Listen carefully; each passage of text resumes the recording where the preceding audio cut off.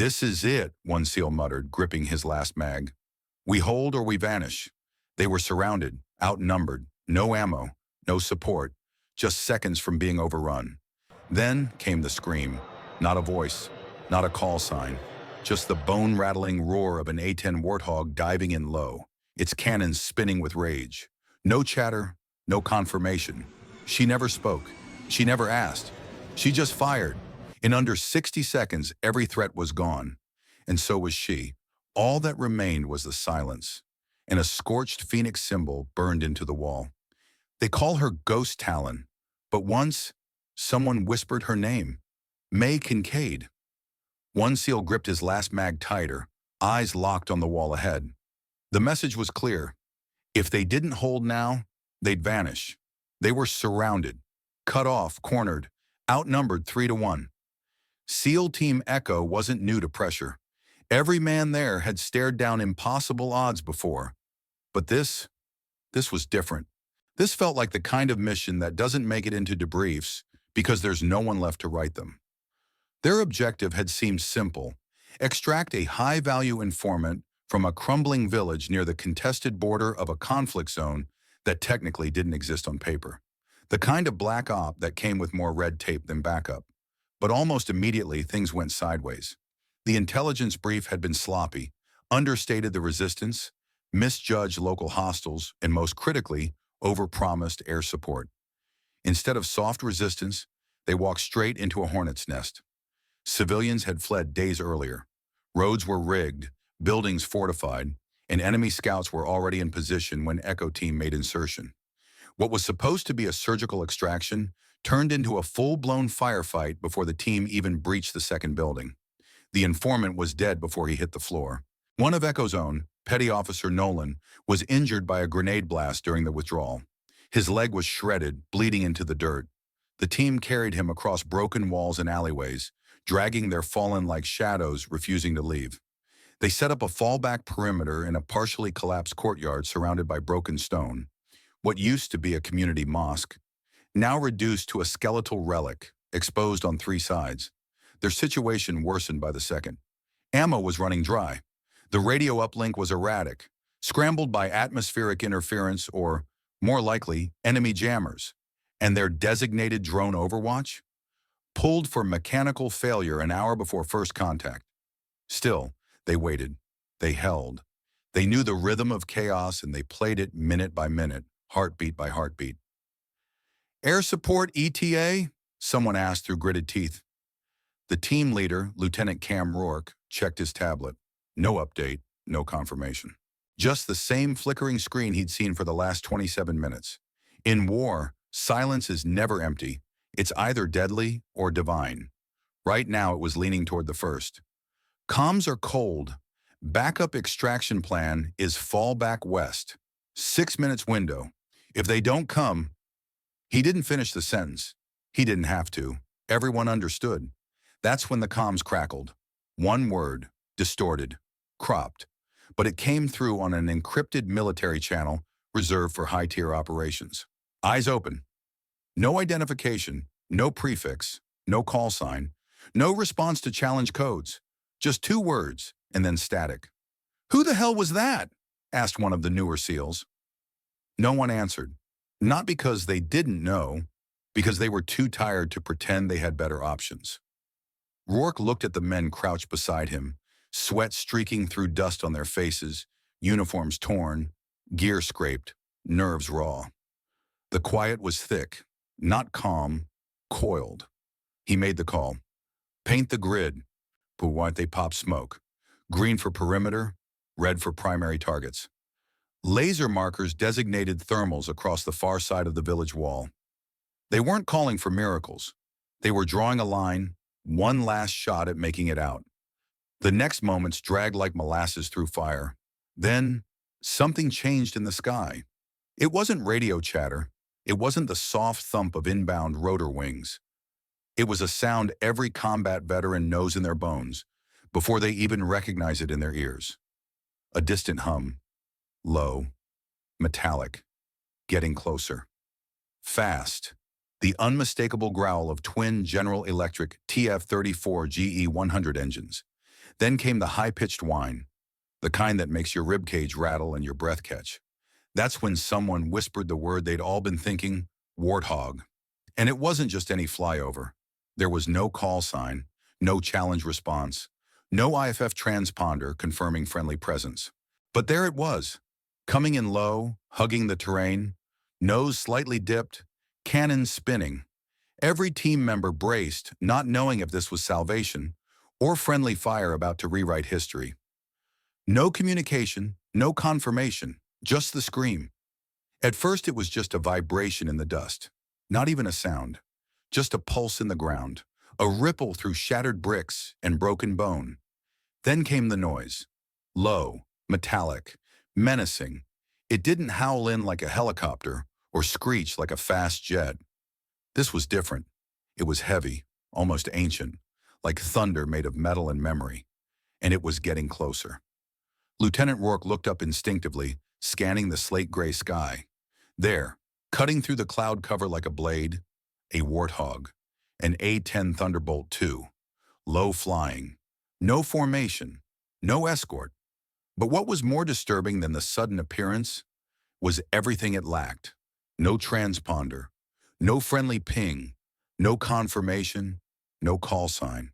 Just the unmistakable silhouette of the beast itself, wings wide, shark-like snout aimed down, and the slow, steady spin of the GLU-8 Avenger cannon mounted like a monster's jaw beneath its nose. The SEALs had seen air support before. This wasn't it. This wasn't coordinated. This wasn't called in. This was something else. "That's not our bird," the comm specialist said, checking his screen again. "Nothing on IFF. No link to command. It's not broadcasting friendly status." The tension rose like heat in the throat. What do you do when a heavily armed aircraft is heading directly toward your position, and you don't know if it sees you as friend or target? "Hold," Rourke ordered, steady but cold. "Do not fire, do not signal. Maintain position." His eyes didn't blink, didn't flinch. Not yet. Not until they knew. The Warthog's engines let out a deafening roar as it closed the gap, just a few hundred feet above them now. The sound of it wasn't just loud, it was personal, like it knew exactly where to aim if it needed to. One SEAL, younger, mouth dry and heart thumping in his chest, whispered, "If she's hostile, we're already dead." Another, older, more tired than scared, replied, "If she's hostile, she'd have already fired." The aircraft was dipping lower now, too low, violating every safety protocol for close air support. No tactical air control, no air-to-ground comms, no verification. But that cannon, it was spinning, that slow mechanical whirl, the terrifying sound of 30mm death winding up. And then she opened fire, but not on them.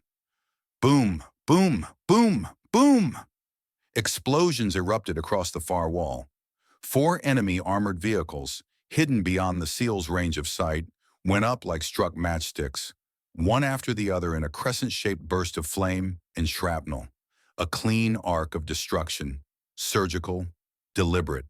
"What the—" "She's not guessing," Rourke said sharply. "She knows exactly where they are." The next pass came quicker, sharper. The Warthog banked hard, nearly vertical, and swooped again across the compound, this time ripping through fortified infantry bunkers tucked behind the hills. Dirt and rock and bodies launched into the air like broken promises. Still, no comms, no victory whoop, no pilot voice crackling through the headset, no acknowledgement of friendly zones, just action. Every shot was placed with precision. Every burst cleared a path that allowed the SEALs to breathe, and that's when it hit them.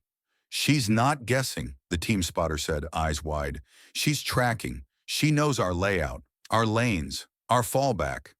"She's using visual only," another whispered.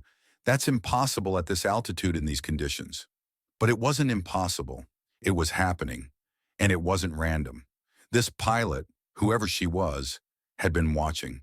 She had positioned herself to strike before they even knew they needed her, before their smoke went up, before their distress signal failed. She'd already been coming. Rourke's mind raced, not with panic but with recognition. This wasn't just support. This was someone who knew the battlefield intimately, knew Echo's formations, their contingency plans, their fallback grid, their standard zone marking patterns. Someone who either had access to their highest level ops or someone who could predict their every move. The A-10 passed once more, one final sweep, silencing the last of the enemy fire from a rocky ridge to the north. Then, like a curtain closing on a play nobody had paid to see, the aircraft began to climb. Not a slow, celebratory bank, not a hover or a flare for recon. Just a smooth, hard throttle into the sky, wings tilting just slightly to one side as if to say, "You're clear." And then she was gone. No circling back, no damage report, no request for confirmation. Just silence once again. But this time, it wasn't the silence of doom. It was something else: relief, awe, respect. Still crouched in the shadow of a broken wall, one of the SEALs slowly stood and muttered, "That wasn't our air wing." "Nope," someone replied. "That was something else entirely." Rourke scanned the horizon, squinting into the dissipating smoke and sun glare, his hand still resting on the grip of his rifle. Then his eyes caught it. A mark, faint, burned into a chunk of scorched cement wall. A phoenix, wings outstretched, scarred and blackened, burned into the surface not by paint, but by heat wash. One SEAL exhaled, low and reverent. "That's not a unit mark." "Nope," the spotter said quietly. "That's a signature." The silence returned. Not heavy, not fearful, just sacred. The battlefield was chaos until she arrived. Then it became geometry, angles, precision, patterns only she seemed to see. The A-10 Warthog didn't just fire, it painted. Every burst of 30mm fire from the GAU-8 Avenger cannon stitched through enemy positions like brushstrokes on a canvas of war. No wasted rounds, no overkill, just clean, mathematical execution. The SEALs couldn't believe what they were seeing. "She's flying like she's reading a playbook," whispered one of the younger operators, eyes wide behind his dust-smeared goggles. Except there was no playbook for this. No rules, no command chain, no comms. Just instinct and fire. The Warthog roared back in low from the north, smoke curling behind it as it came in for its second pass.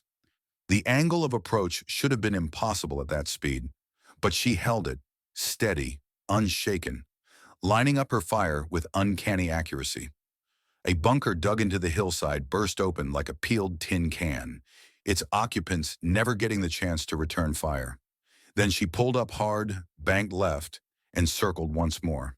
From the SEAL's vantage point, crouched behind crumbling masonry and broken support beams, it felt like watching something divine. Not military. There was no chatter, no call and response.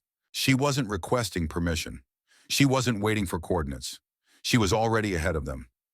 "She's not responding because she doesn't need to," said Lieutenant Rourke, almost to himself. It didn't feel reckless. It felt personal. One by one, the enemy positions that had pinned SEAL Team Echo into their death trap were erased. Not blown into random chaos, erased. Vehicle-mounted RPG crews that had gone undetected from the air, she found them. Sniper nests camouflaged beneath thermal blankets, she exposed and eliminated them in a single pass. An enemy counter-assault team mobilizing from the far tree line, gone before they crossed open ground. Every threat was neutralized before it became a problem. "It's like she sees the fight before it happens," the team's spotter said, barely blinking. The dust hadn't even settled from one strike before the next began. And through it all, she said nothing. No confirmation, no inbound, no splash one, just silence and motion. On the third pass, the Warthog came in low. Too low. She threaded through the skeletal ruins of the village like she'd been born there. Power lines swayed from the force of her engines. Windows shattered from the cannon's back pressure. And then, for just a second, she passed directly overhead. The SEALs ducked by instinct. The air snapped with heat and speed, and one of them caught a glimpse, just a flicker, of something impossible. "There's no co-pilot," he breathed. "She's alone." Most modern close-air support units fly in pairs. Two birds, redundancy, backup, but not her. She flew solo. The kind of solo that only legends or ghosts fly. When the final pass came, there was no warning, no maneuver flare, no fancy exit sweep, just one last line of cannon fire across the far ridge. Precise, cold, calculated. It severed the final fallback road of the enemy, who were already retreating into disarray. The roar of gunfire faded. The battlefield stilled. And then, like a ribbon unwinding, the Warthog pulled up and away. No rush, no urgency, just steady lift, power climbing into the gray sky. As she disappeared into the haze, she tilted her wings. Not a maneuver, not a flare drop, just a single, subtle motion. Acknowledgement. Every SEAL saw it, and every one of them understood exactly what it meant. She knew, Rourke said quietly. She knew we were here. She knew what we needed. She knew where the threats were. Before we did. They stood in silence now, guns lowered, eyes fixed on the sky where the trail of smoke was fading. Not a word was spoken for nearly a minute. Because how do you explain something like that? It wasn't just air support. It wasn't just luck. It was surgical, beyond doctrine, beyond protocol. Back at their temporary forward base, the debriefing officer asked the obvious. So you're telling me this pilot carried out a full airstrike with no clearance? The SEALs didn't answer right away. One of them reached into his kit bag and pulled out a piece of burned concrete, broken off from the edge of the compound wall. Etched into its surface, not by paint or tool, but by the thermal wake of afterburn, was a scorched phoenix. Wings outstretched, tail curled, no numbers, no name, just the emblem. The debrief officer froze. You've seen that before? Rourke asked. The officer didn't answer, but someone in the back of the room did. A grizzled staff sergeant, retired, long past his prime, leaning against the wall like he didn't belong there. They called her Ghost Talon, he said, but once, someone whispered her name. Mae Kincaid. The room went still. A name almost no one used anymore. A name erased from rosters, removed from flight logs, redacted from every operation she'd ever touched. Mae Kincaid, Phoenix 13. Call sign, Ghost Talon. No rank, no station, no orders. She didn't ask for clearance. She didn't wait for permission. She answered because someone needed her to. The SEALs didn't know where she came from, didn't know where she landed, didn't know if she even existed in any current database. But they knew one thing, she was real. And when the sky screamed that day, it was her voice they heard. Back at the forward operating base, the mood was fractured. The SEALs had survived, against every odd, against every projection. But there were no cheers, no cigars, no bravado, just silence, and one burned piece of concrete, carried like a relic, a piece of the wall, scorched black where the Phoenix had marked its passage. The intelligence officer on duty didn't believe it at first. You're saying an A-10 Thunderbolt showed up without orders, without transponder ID, executed a perfect multipass strike, and left without refueling or radio contact? Rourke didn't flinch. No, I'm saying she saved us, and she didn't need to tell anyone first. The officer leaned back, arms crossed. That model of Warthog hasn't been assigned to any strike unit in over 5 years. We phased out that tail number series during the 2030 reallocation cycle. Check it again. They did. Thermal footage, helmet cam clips, audio recordings of the cannon fire. All match the signature vibration and visual profile of a very specific aircraft. Unit 953, A-10C Thunderbolt II. That bird, according to every military record in the Department of Defense, had been decommissioned 5 years ago, stripped for parts. The analyst running the verification froze when the match pinged. That can't be right. Then why do we have her on 5 separate videos, triangulated by GPS and thermal, making passes over hostile airspace? No answer. The room filled with that dangerous kind of silence.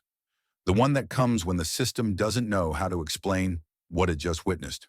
They pulled deeper files, redacted ops, archived flight logs, and there, buried under layers of clearance gates, they found a name not meant to surface again. Mae Kincaid. Codename, Ghost Talon. Unit, Phoenix. 13. Status. Classified, inactive, no longer reporting to command. There was no photograph, no biography, just a block of text stamped, redacted until Level 1V clearance, and a single sentence. Last known engagement. Operation Widowmark. Mission terminated. Pilot status. Unknown. But that Phoenix mark, that was real, physical, burned into the cement like a brand from the sky. And it wasn't the first time it had appeared. Over the years, there had been whispers. Operations that went sideways only to be saved by unconfirmed air support. Blackout zones where aircraft came and went without logging flight paths. Gunfire that silenced enemy forces without ever revealing who pulled the trigger. Sometimes when the dust settled, someone found it, etched into walls, burned into cargo containers, scorched into landing strips. The Phoenix. A myth, they said, a story told in special operations circles, about a pilot who no longer wore rank, who no longer followed orders, who answered to no one, but answered every time someone was about to die. Rourke remembered hearing the name once before, years ago. A classified briefing in Kandahar after a failed extraction nearly cost 2 units their lives. Someone had mentioned a female pilot who had broken formation and flown in solo to provide cover. No ID, no medals, no credit. She was written off as a rogue element, her file buried, her story shelved. But those who were there never forgot her. One of Rourke's men, Petty Officer Miles, had spoke up in the debrief. My older brother served in Africa, 2029. They were pinned in a canyon pass. Every asset had been pulled. They were as good as gone. And then, the intel officer asked skeptically, then someone fired from above. 2 passes. Every threat gone. They never saw the aircraft. But someone found a Phoenix symbol burned into the undercarriage of their Humvee when they got back to base. The officer tried to laugh it off. Urban legend. But no one in the room was laughing. Inside the military community, Ghost Talon had become a ghost story with teeth. The kind of story no one wanted to put on paper, but no one dared ignore. She wasn't rogue. She was selective. She didn't answer distress calls. She anticipated them. Her methods weren't reckless. They were just beyond regulation. She didn't need coordinates. She knew the layouts. Didn't need clearance. She wrote her own. And her aircraft? It was a piece of history, long believed to be cannibalized for parts. Yet somehow it still flew, still screamed through skies no one else dared enter. The mechanics said it was impossible. The fuel record said she never refueled. The radar logs said she didn't exist. But the team who had seen her didn't care. She was there, Rourke said simply, and that was enough.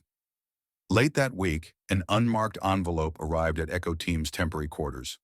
No sender, no stamp. Just a sealed black case. Inside, a single 30mm shell casing. Flattened from impact, edges scorched. Engraved along its curve were exact coordinates. Coordinates that matched the SEAL's fallback route. She hadn't just flown support. She had known where they were going before they made the call. She had planned for a future only they feared, and prepared to stop it. She never left the battlefield, Miles said quietly, staring at the casing. She just left the command structure. And that, in the end, was what made her dangerous and essential. The military couldn't track her, couldn't claim her, couldn't call her back, because she wasn't a soldier anymore. She was an answer, the kind that doesn't ask questions, doesn't wait for orders, doesn't care if history remembers, as long as someone survives. There's a kind of protection in war that never makes it into the after-action reports. It doesn't wear rank, doesn't demand credit, doesn't show up on official comms or parade grounds. It moves like instinct, acts without ceremony, and disappears before the dust even settles. Ghost Talon was one of those protectors, not listed, not tracked, not celebrated, but unforgettable. When the flat 30mm shell casing arrived, scorched, warped, engraved with the fallback coordinates of SEAL Team Echo, it confirmed what the team already suspected.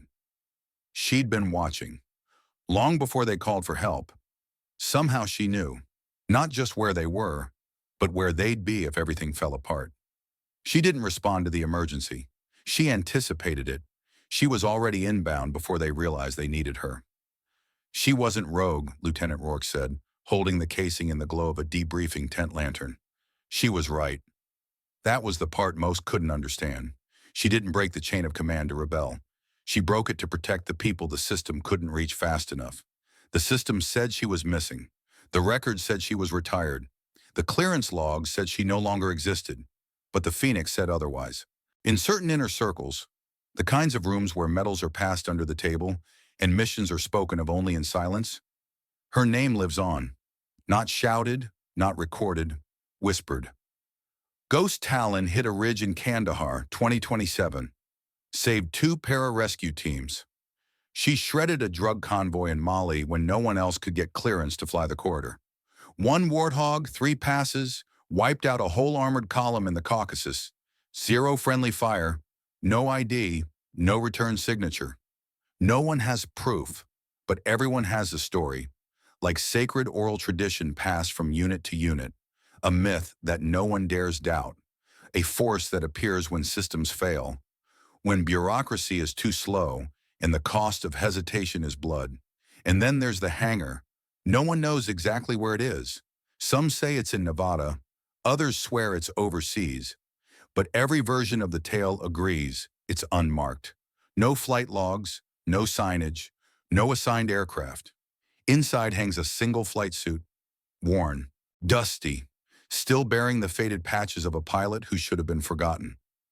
No name tape, no rank insignia, just the faint silhouette of a warthog stitched across the chest, and below it, in silver thread, a phoenix. Beneath the suit, on the cold concrete floor, are words written in permanent marker. She answered. They say only a few people have ever been inside that hangar, and those who have don't speak of it. Not because it's forbidden, but because it's sacred. There's something about Ghost Talon that no metal can capture. Because she didn't serve for glory. She served for those in the dirt. The boots-on-the-ground warfighters who knew what it felt like to wait for help that might never come. She flew for them, and they never forgot. The Phoenix emblem appears from time to time, burned into gun casings, scratched into gear crates, or found etched on the inside of helmets returned from impossible missions. Each one a silent reminder that some protectors don't wear uniforms anymore. They wear silence. They wear purpose. They wear the burden of answering when no one else can. No one's quite sure how Mae Kincaid, the woman, became Ghost Talon, the legend. Some say her last official mission ended in betrayal. Others believe she saw too many good soldiers lost to hesitation and red tape. Whatever the truth was, it burned her old life to ash, and from it she rose, with the wings of something untouchable. Not a ghost, not a rogue, a guardian that no longer waited for permission to do what had to be done. In modern special operations briefings, instructors avoid mentioning her name. Officially, she never existed. But in every real room, the ones where blood was spilled and rescued, someone always asks, "You think she's still watching our sector?" And no one answers directly, because they don't need to. They just look to the sky and listen for the scream of a warthog that shouldn't exist, but somehow does. And when they hear it, they don't ask who. They just breathe easier, because they know, she answered. We live in a world ruled by protocol, paperwork, and permissions. But this story, the legend of Ghost Talon, reminds us of something older, and maybe more important. When you see someone in danger, you act, even if no one gave you permission. It's easy to think heroes wear uniforms, hold rank, or get recognition. But real heroes, they act when it counts, not when it's convenient. They don't wait to be told. They listen to the quiet and answer before the cry for help is even heard. Maybe that's the lesson here.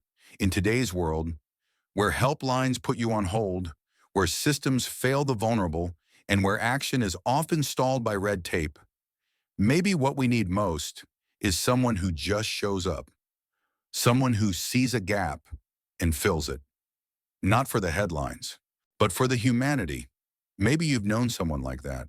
A nurse who stayed late when no one asked. A neighbor who shoveled your sidewalk before you woke up. A stranger who stepped between someone and danger. without a second thought. They're not on the news, they're not in the books, but they were there.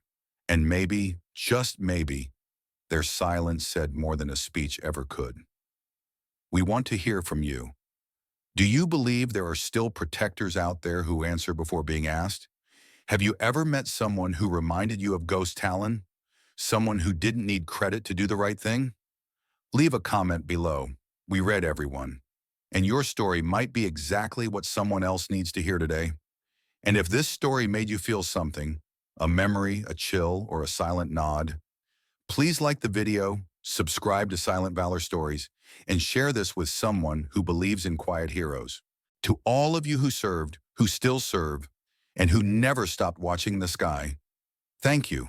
And to those who don't wear the uniform, but show up anyway, maybe you're a Ghost Talon too. We'll see you in the next story. Stay sharp, stay human, and always listen for the echo.